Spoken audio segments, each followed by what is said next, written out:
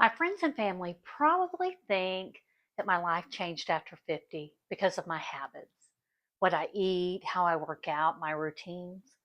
But that's not exactly what actually did it. All of that came after one shift that I started practicing before I was ready, before I ever saw any results. And honestly, I think it might surprise you. This one habit determines whether you stay stuck or finally start becoming the woman you want to be. So the habit is I decided who I want to be in this next season of life. I know it sounds simple, but let's talk about what that actually looks like and how to put it into practice. So many women our age start saying things like, I'm too old for that, or this is just the way I am, or I don't have the energy to tackle that. And I started hearing myself say those same things. So I started making small decisions that the better version of me would, long before I ever felt like her. Not based on how I felt or based on where I was, but based on who I wanted to become. It all started with the age old question: who do I want to be when I grow up? Yes, I'm 55 now, but at 50, it just seemed like that pivotal time to really do some soul searching and ask myself, what kind of person do I want to be as I age? And when I decided who I wanted to be, habits fell into place. And it didn't happen all at once. It started showing up in little parts of my everyday life. The new version of me that I wanted to be didn't wake up hitting the snooze alarm several times and rushing through her morning. Instead, I wanted to follow the example of my great aunts and my parents and start the day a little slower, a slow cup of coffee, spending time with a devotional, reading our Bible, maybe some prayer time, but starting the day a little slower and calmer. I wanted to be like that person, and I was far from it. Raising teenagers, you know the chaos that happens in the morning. But I slowly but surely decided I was going to be one of those slow morning people, a one with a routine. And little by little, I started crafting it. One that makes me excited to wake up, that I don't even think about the snooze alarm. One that makes me feel grounded for the rest of the day. I decided I was going to be a morning routine person. And spoiler alert, it didn't have to start at 5 a.m. The version of me that I want to become is I want to get stronger as I age instead of shrinking into that frail older woman that is so common. I decided early on I want to be that active grandma that can pick up her grandkids, do things with them for fun. And it's I've got people in my life that are setting that example for me. I've got Miss Eddie, who's in all my weightlifting classes, right next to me lifting pretty heavy. My pickleball coach is in his 80s and he runs circles around me on the pickleball court. I'm determined I'm going to age stronger. And I had to ditch the little cute 3 pound, 5 pound, even 8 pound dumbbells and go for heavier. I'm doing 15, 20. And last week I chest pressed two 30-pound dumbbells, which was a big accomplishment for me. I want to get stronger as I age. So what do I have to do? I have to work on building that strength. I wanted to be the kind of person that moved my body every day. In that realm of getting older, I don't want my world to shrink. I want to be able to travel and walk wherever I want to go.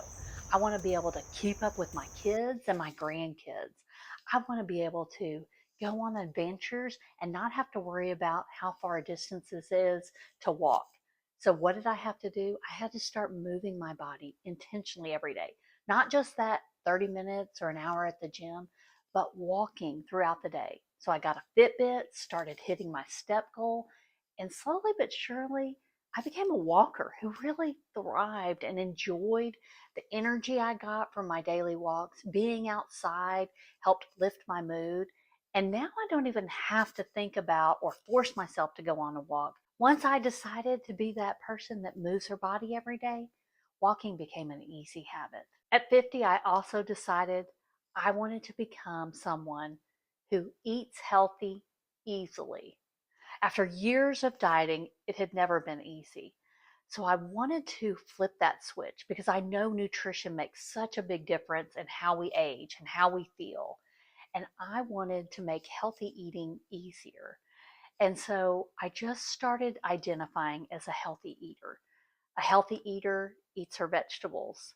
A healthy eater likes vegetables. A healthy eater reads ingredients on packaged food to decide whether it's worth it or not. Slowly but surely, these little habits became part of who I am. And now I can say I am a healthy eater.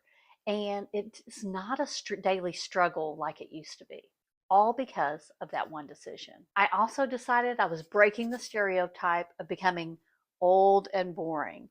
When we were younger, 50 seemed so old, and figured, oh, all the fun would be behind us. We'd have to put those orthopedic shoes on, sit in our recliner, drink our Diet Coke, and watch TV.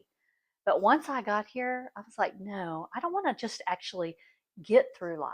I want to fully enjoy it. And when you fully enjoy life, you have to figure out what sounds fun. I asked myself that a ton after my kids left home for college. I had to figure out my new identity and what sounded fun to me.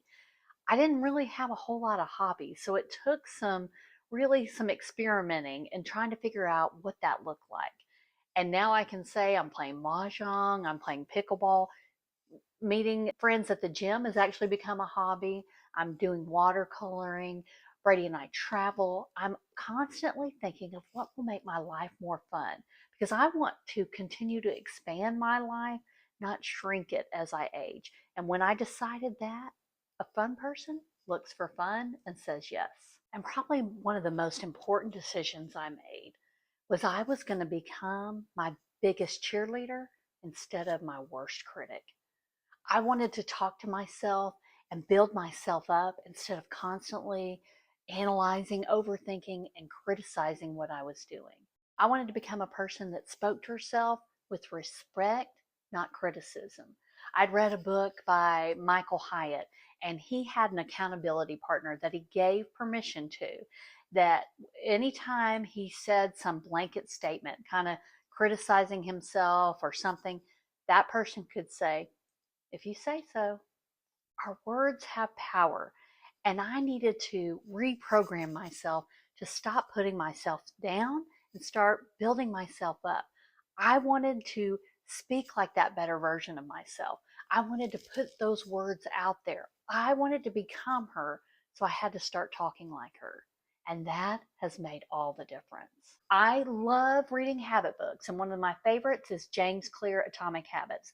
And he says every action is a vote for the person you want to become. This isn't an overnight change. I continue to ask myself, who do I want to be when I grow up? I don't want to spend the season of my life proving that I'm slowing down, getting older, my world is shrinking. Instead, I want to keep improving. And I challenge you to ask yourself, what kind of person do I want to be as I age? You don't have to wait to feel like her. You can start taking action to become her today. Now, I didn't just start new habits. I did have to let some go. If you're curious what those are, you'll want to watch this video here.